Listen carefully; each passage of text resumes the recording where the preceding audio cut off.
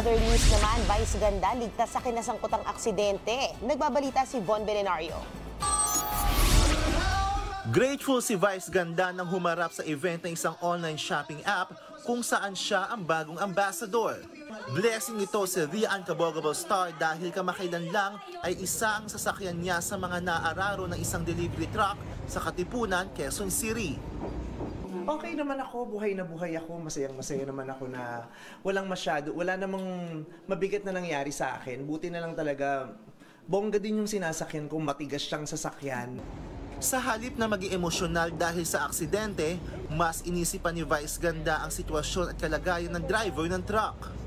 Naawa kasi ako kasi parang naiwan siya sa ere. Alam mo yung mag-isa niyang susolusyonan tong malaking problema na to.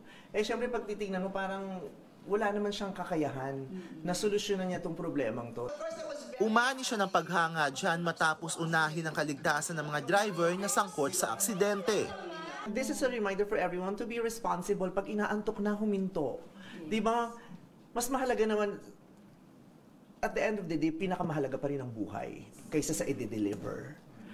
Mas pinakamahalaga pa rin ang buhay kaysa sa trabaho, kaysa sa tinatrabaho, kaysa sa kikitain sa trabaho. Speaking of trabaho, excited ng phenomenal box office superstar sa pagpunta sa Milan, Italy para sa ASAP Natin To. Nakakatuwa, mas marami kaming ma-reach na mga Pilipino abroad kasi ang tagal na rin nilang hindi napupuntahan. Bongga yung number ko, nakakatuwa. Bongga yung binigay nilang spot sa akin. Ano pinagkakaabalan mo sa live? Good vibes din ang energy ng komedyante dahil sa pamamayagpag ng weekend show niyang Everybody Sing na napapanood sa TV5. Nung sinimulan namin yung Everybody Sing, 13 weeks lang naman siya. So 13 episodes lang siya. Bali 26 kasi twice a week siya.